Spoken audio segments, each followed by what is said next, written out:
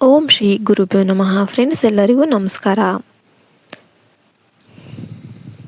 ಪ್ರಿಯ ವೃಷಭ ರಾಶಿಯವರ ಜೀವನದಲ್ಲಿ ಜನವರಿ 16ರಿಂದ 31ರವರೆಗೆ ನಡೆಯಲಿರುವ ಮಹತ್ವದ ಬದಲಾವಣೆಗಳು, ಗ್ರಹಗಳ ಸೂಕ್ಷ್ಮ ಸ್ವಭಾವ, ಮನಸ್ಸಿನ ಸ್ಥಿತಿ, ಹಣಕಾಸು, ವಿವಾಹ ಮತ್ತು ಆರೋಗ್ಯದ ಕುರಿತು ಸಂಪೂರ್ಣವಾಗಿ ತಿಳಿದುಕೊಳ್ಳೋಣ. ಕಳೆದ ಕೆಲವು ದಿನಗಳಿಂದ ಅನೇಕ ವೃಷಭ ರಾಶಿಯವರು ತಮ್ಮೊಳಗೆ ಒಂದು ರೀತಿಯ ಅಸ್ಥಿರತೆ, ನಿರ್ಧಾರ ಗೊಂದಲ ಮತ್ತು ಮುಂದೇನು ಎಂಬ ಆತಂಕವನ್ನು ಅನುಭವಿಸ್ತಾ ಇದ್ದೀರಾ. ಶ್ರಮ ಇದ್ರೂ ಫಲ ತಡವಾಗ್ತಾ ಇದೆ ಎಂಬ ಭಾವನೆ, ಕುಟುಂಬ ಅಥವಾ ಕೆಲಸದ ಒತ್ತಡ ನಿಮ್ಮ ಮನಸ್ಸನ್ನು ಕಾಡಿರಬಹುದು. ಆದರೆ ಈ ಅವಧಿ ನಿಮ್ಮ ಜೀವನದಲ್ಲಿ ಒಂದು ಮಹತ್ವದ ತಿರುವಿನ ಮುನ್ನೋಟವಾಗಿದೆ ಎಂಬುದನ್ನು ತಿಳಿದುಕೊಳ್ಳೋದು ಬಹಳ ಮುಖ್ಯ. ಜನವರಿ 16ರಿಂದ ಆರಂಭವಾಗುವ ಈ ದಿನಗಳಲ್ಲಿ ಗ್ರಹಗಳ ಚಲನೆ ವೃಷಭ ರಾಶಿಯವರ ಜೀವನದಲ್ಲಿ ನಿಧಾನವಾದರೂ ಗಟ್ಟಿಯಾದ ಪರಿಣಾಮವನ್ನು ಬೀರುತ್ತೆ. ಶನಿಗ್ರಹವು ನಿಮ್ಮ ಕರ್ಮ ಮತ್ತು ಜವಾಬ್ದಾರಿಗಳಿಗೆ ಸಂಬಂಧಿಸಿದ ಕ್ಷೇತ್ರದಲ್ಲಿ ಪ್ರಭಾವ ಬೀರ್ತಾ ಇರೋದ್ರಿಂದ ಈ ಸಮಯದಲ್ಲಿ ನೀವು ಜವಾಬ್ದಾರಿಗಳನ್ನು ತಪ್ಪಿಸಿಕೊಳ್ಳಲು ಸಾಧ್ಯವಿಲ್ಲ. ಆದರೆ ಶನಿ ನೀಡುವ ಫಲ ತಡವಾದರೂ ಕೂಡ ಶಾಶ್ವತವಾಗಿರುತ್ತೆ. ನೀವು ಈ ಅವಧಿಯಲ್ಲಿ ತಾಳ್ಮೆಯಿಂದ ಮಾಡಿದ ಪ್ರತಿಯೊಂದು ಕೆಲಸ ಮುಂದಿನ ತಿಂಗಳುಗಳಲ್ಲಿ ನಿಮಗೆ ಗೌರವ, ಸ್ಥಿರತೆ ಮತ್ತು ಭದ್ರತೆಯನ್ನು ತಂದುಕೊಡುತ್ತೆ. ಗುರುಗ್ರಹದ ಅನುಕೂಲದಿಂದ ನಿಮ್ಮ ಜೀವನದಲ್ಲಿ ಸರಿಯಾದ ಮಾರ್ಗದರ್ಶನ ಸಿಗುವ ಸಮಯ ಇದು. ನೀವು ಗೊಂದಲದಲ್ಲಿ ಇದ್ದರೆ ಸರಿಯಾದ ವ್ಯಕ್ತಿಯಿಂದ ಸರಿಯಾದ ಸಲಹೆ ಸಿಗುತ್ತೆ.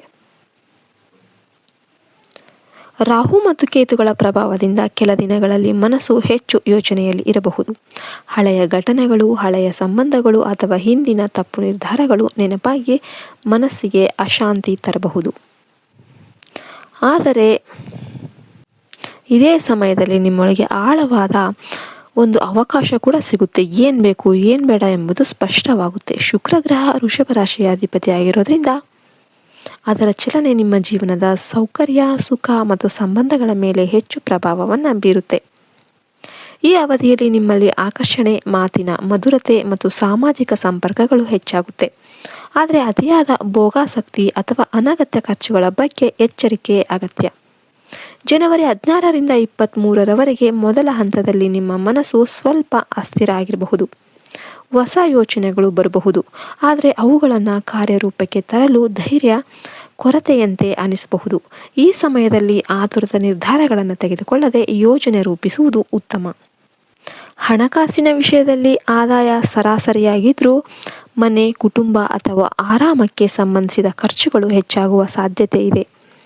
ಸಾಲ ಅಥವಾ ಬಾಕಿ ಹಣದ ವಿಷಯದಲ್ಲಿ ಹೊಸ ಒತ್ತಡ ಬರುವ ಸಾಧ್ಯತೆ ಕಡಿಮೆ ಇದ್ದರೂ ಹಳೆಯ ಬಾಕಿಗಳನ್ನು ಸರಿಪಡಿಸುವ ಯೋಚನೆ ಶುರುವಾಗುತ್ತೆ. ಜನವರಿ 24ರಿಂದ 31ರವರೆಗೆ ಎರಡನೇ ಹಂತದಲ್ಲಿ ಪರಿಸ್ಥಿತಿ ನಿಮ್ಮ ಪರವಾಗಿರುತ್ತೆ. ಮನಸ್ಸು ಹೆಚ್ಚು ಸ್ಥಿರವಾಗಿರುತ್ತೆ ಮತ್ತು ನಿಮ್ಮ ನಿರ್ಧಾರಗಳಲ್ಲಿ ಸ್ಪಷ್ಟತೆ ಕಾಣಿಸಿಕೊಳ್ಳುತ್ತೆ. ಉದ್ಯೋಗದಲ್ಲಿರುವ ವೃಷಭ ರಾಶಿಯವರಿಗೆ ಕೆಲಸದ ಸ್ಥಳದಲ್ಲಿ ನಿಮ್ಮ ಶ್ರಮವನ್ನು ಗುರುತಿಸುವ ಸಂದರ್ಭ ಬರುತ್ತೆ. ಮೇಲಾಧಿಕಾರಿಗಳಿಂದ ಮೆಚ್ಚುಗೆ, ಹೆಚ್ಚುವರಿ ಹೊಣೆಗಾರಿಕೆ ಅಥವಾ ಹೊಸ ಜವಾಬ್ದಾರಿ ಸಿಗಬಹುದು.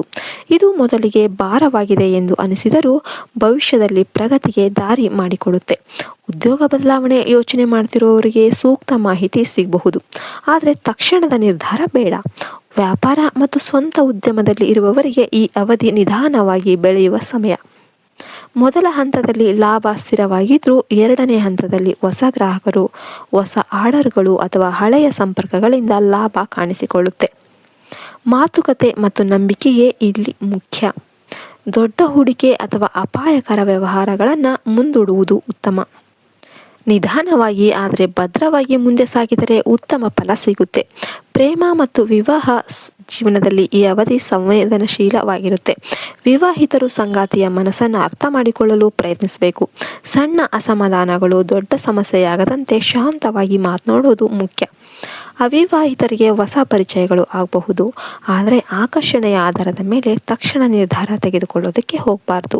ಕುಟುಂಬ ಜೀವನದಲ್ಲಿ ಹಿರಿಯರ ಸಲಹೆ ಮತ್ತು ಆಶೀರ್ವಾದ ನಿಮಗೆ ಮಾರ್ಗದರ್ಶನಿ ಆಗಿರುತ್ತೆ.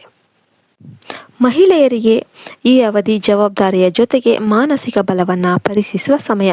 ಗೃಹಿಣಿಯರಿಗೆ ಮನೆಯ ಕೆಲಸಗಳು ಹೆಚ್ಚಾದರೂ ಕುಟುಂಬದಿಂದ ಸಹಕಾರ ಸಿಗುತ್ತೆ.